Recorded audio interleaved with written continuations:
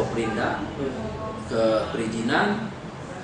Sebelum itu saya koordinasi sama notaris. Legalitas ya. Nah, legalitas, notaris, nggak salah notaris. Notarisnya Zaki Yamani ya. Zaki, alhamdulillah Zaki mendukung, lahirlah operasi itu 2017 terbentuk lah. ya. Dengan anggota berapa nih? Belum panjang ceritanya mas. Iya. Mungkin kalau saya ceritain ini nih sehari ini dah habis. Enggak habis. Ya tapi yang apa aja? jadi udah lahir koperasi, Iya. saya datang lagi ke Dede. itu tadi Iya. menawarkan diri. Saya ini anak punya badan hukum yang dinamanya koperasi, ini pencanangan, ini program-program pemerintah. Nah ini koperasi. Alhamdulillah disambut dengan baik, pucuk dicinta bulan beriba. Bersambut baik ya. Sambut baik itu. Di situ mulailah tim induknya PTIP, Iya. kita singkatkan di sini kan PTIP. Induknya PTIP, anaknya PTIP ini mulai Wilmar itu tuh induknya Iya. mendengar. Wah ini dia ada potensi kepentingan. Akhirnya stakeholder Wilmar Group itu datang. dulu ya bang. Ya, datang. Di situ kita kesepakati MOU kita sepakat jadi mitra antara Koperasi Perkasa Tantan dengan PT Agrindo Indah Persada Wilmar Group. MOU di situ sepakat langsung kita. Kalau atas nama badan hukum pembinaan ini langsung kita tangani oleh Pak Bupati. Jadi berjalan itu alhamdulillah sepakat. Di situ perusahaan Wilmar Group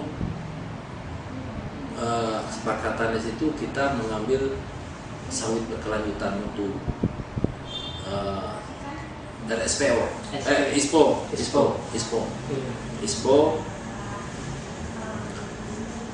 sepakat dari situ segala pembiayaan ditanggung oleh Wilmar Group. ditanggung semua. Ya. Mulai 2017 kita didatangi stakeholder dari Wilmar Group, diberi pembelajaran, bukannya sehari 2 hari kami belajar, 2 tahun kami belajar.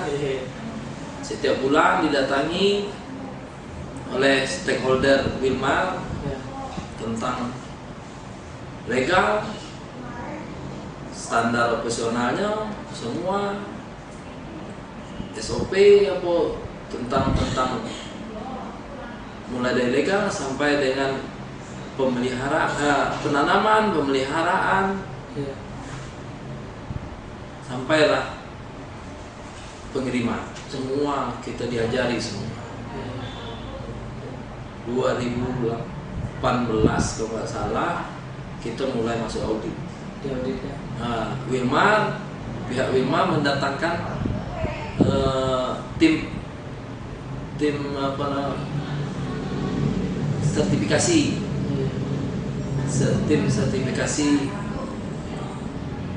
sertifikat ISPO. Ya, tim sertifikasi ISPO.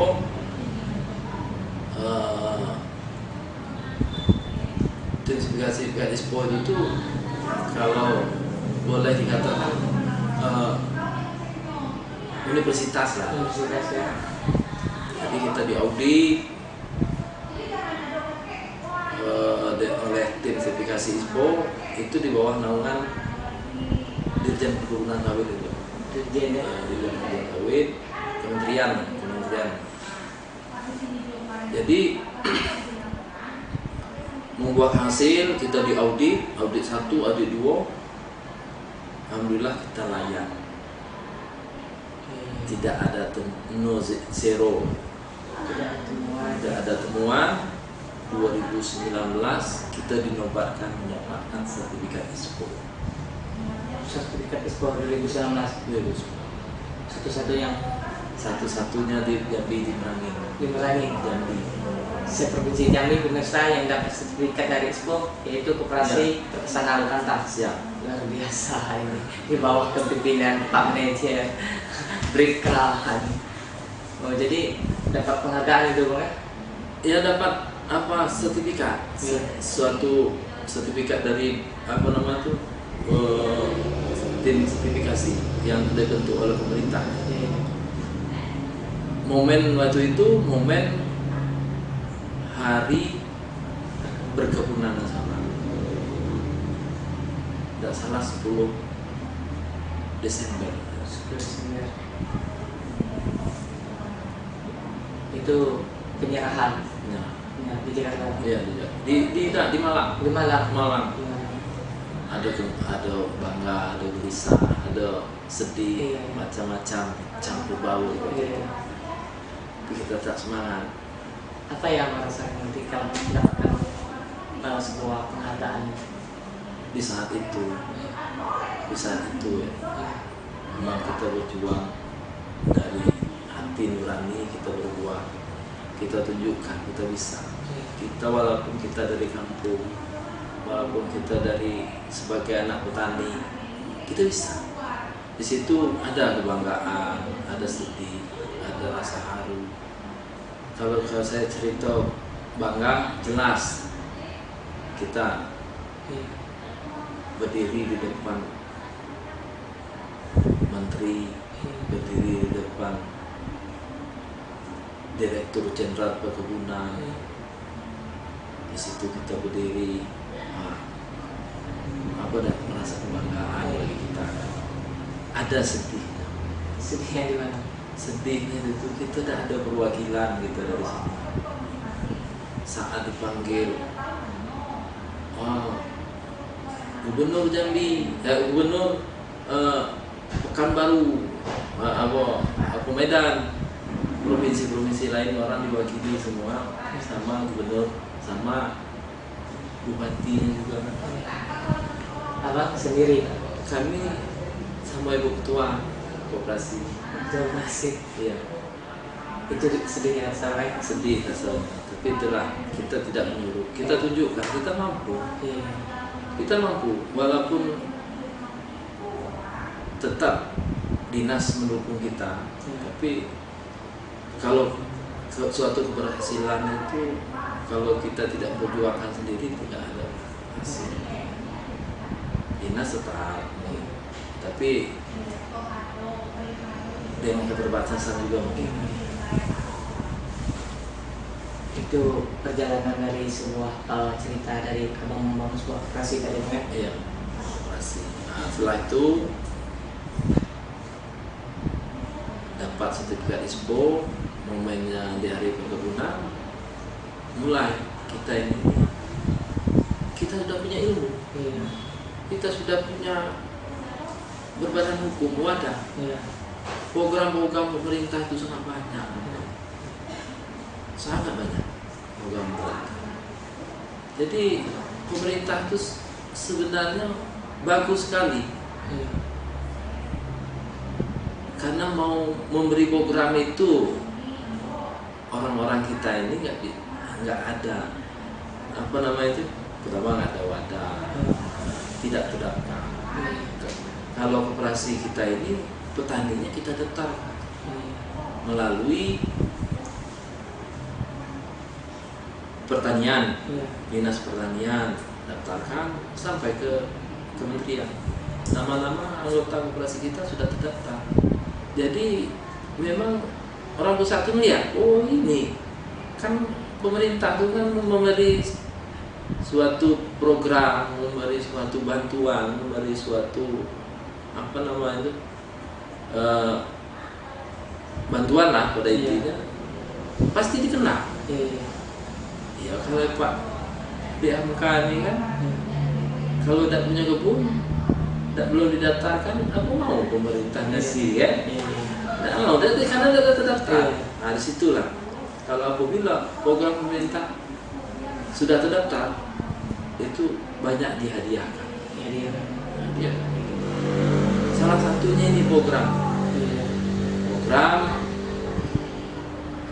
dana BPDPKS, dana sawit. Dana sawit itu selagi zaman dulu, selagi awal produksi, dana itu udah mulai ditarik, udah diambil dana, ibarat nabung. Nah sekarang dana itu dikembalikan lagi ke petani. Yang berhak menerima itu petani sawit, berhak menerima petani sawit. Nah itulah namanya BPDPKS tadi, Badan Pengelola Dana Perkebunan Kelapa Sawit. Dana itu. Setelah itu dana itu dikembalikan ke petani, itu namanya program sarana prasarana. Mungkin diangkat pernah dengar PSR, replanting kan? Replanting itu salah satunya dana BPDPKS itu. 2015 pemerintah pusat ini selain replanting ada Sapras ini mulai dari 2012 wacananya sampai 2021 nggak ada yang bisa ngambil. Apa Pak? Ya mungkin pertama kesungguh-sungguhan badan koperasi maupun kelompok tadinya itu nggak bersungguh-sungguh. Alhamdulillah kita yang pertama se-Indonesia mengambil program ini. Se-Indonesia. Yang kita dapatkan sarana prasarana itu peningkatan jalan usaha tani. Duitnya sedikit. Berapa? 3 miliar 377 juta. Itu nggak ada, itu bukan dikit itu Bang. Itu luar biasa banyak, 3 miliar lebih itu. Itu dana yang didapat Bang. Ini kita dapat. Satu-satunya di Indonesia tuh satu-satunya. Koperasi perkesan tentang ini. Dia memang satu-satunya di Indonesia kita. Tidak dari kampung kata Pak Gubernur kan. Iya. Kita bisa bersaing tingkat nasional. Betul. Walaupun kita kampung, kita ada yang pernah minir, yang pernah takut untuk bersaing. Iya. Kita harus berkarya. Pada intinya berbuatlah. Berbuat, ikhlas, tulus. Semua itu pasti ada hasil. Pasti ada mengalir. Jadi bukan itu saja yang kita dapat. Program pemerintah dana Sapras dan waktu dekat ini, karena apa boleh dikatakan kita dapat karena yang kita ajukan ini sudah di keuangan BPDP dan keuangan negara. Kita mendapat 1 unit mesin alat berat eskavator dari itu juga dengan harga 1,6 miliar. Banyak sekali bantuannya Pak ya. Alhamdulillah, memang kita berterima kasih kepada pemerintah pusat yang telah memberi peluang kepada petani-petani sawit. Itu luar biasa, dapat bantuan, dapat sertifikat, dapat eskavator ya di bawah naungan Bang ini. Jadi kalau boleh kita ketahui Bang, dalam membangun sebuah koperasi ini apa sih yang paling teringat, hambatan yang paling diingatkan itu apa sih? Kalau hambatan boleh dikatakan tidak ada hambatan. Tidak ada hambatan. Yang penting itu kita lurus saja. Tidak ada hambatan. Karena apa? Kalau suatu legal kita harus pintar-pintar lah berkomunikasi dengan kepala desa, dengan pemuka-pemuka, dengan dinas komunikasi. Di situ semua dinas terkait di Merangin ini kita berusaha konsultasi. Hidup, Ya. Badan Pertanahan Nasional, perizinan, koperasi, perkebunan, pertanian. Banyak instansi. Banyak instansi itu memang kita harus gai karena dia berhubungan mengeluarkan legal. Kehutanan, semua dirangkul, semua dirangkul sampai kok bupati tua itu Pak Haris. Jadi keberhasilan itu yang penting jalani aja. Jangan mikir, pertama jangan mikir rugi, jangan mikir untung. Itu konsep saya. Jangan mikir rugi, jangan mikir untung. Berjalan terus. Keinginan saya ingin menciptakan petani sawit ini menjadi petani berdasi. Luar biasa. Itu apa ya cita-cita abang? Cita-cita saya. Kalau untuk sekarang berapa jumlah anggota koperasi? Kalau awalnya koperasi kita 70 orang dengan luas lahan lebih kurang 400 hektar. Kalau pada awalnya. Kalau sekarang kita sudah 2.490 hektar dengan anggota 532 tadi. 500 lebih anggota dan lahan sekitar 2.000 lebih. Itu sangat luar biasa luas itu. Walaupun baru namun prospeknya berkembang karena apa? Meyakinkan petani, meyakinkan orang banyak itu sangat sulit. Itu membuat saya terjadi motivasi. Meyakinkan masyarakat. Apabila petani sudah yakin, masyarakat sudah yakin, sudah salah. Ini kalau boleh kita mengupas juga mengenai koperasi sudah kita kupas tadi mengenai perjalanan. Katanya abang juga seorang developer perumahan. Itu juga saya ini kan tidak ada berhenti. Berkarya, bukan berusaha, berkarya. Saya tidak berhenti berkarya. Alhamdulillah saya sudah membantu mama muda, bapak muda. Kalau kita lari ke developer, itu yang identik dengan rumah subsidi. Itu papa muda, mama muda. Saya belum. Identik papa muda belum. Jadi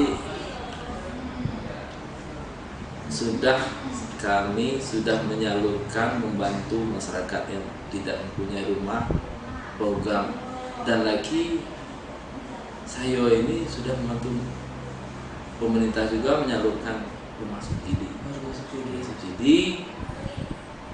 sudah 150 dalam jangka 2 tahun.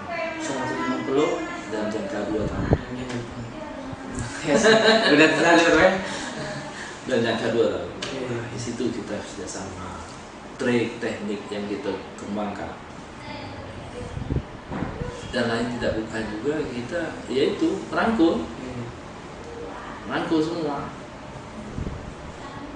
Alhamdulillah kita rangkul pihak-pihak bank terkait, kita buat mitra, kita buat kerjasama. Itu sudah 150 selama 2 tahun. Selama 2 tahun cepat perkembangan besar. Jadi abang Pami ini besar sangat luar biasa.